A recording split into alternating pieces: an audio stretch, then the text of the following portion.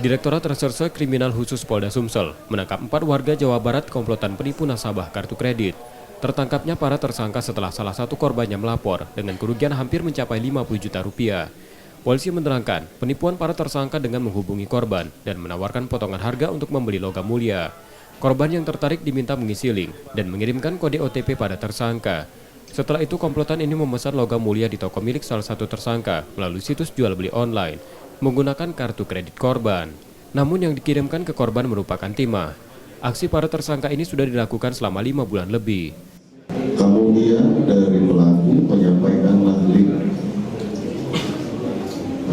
link dan kemudian korban itu memberikan rekening dan termasuk OTP-nya, ya, sehingga kerugian yang diterima oleh korban adalah sebesar 49 juta.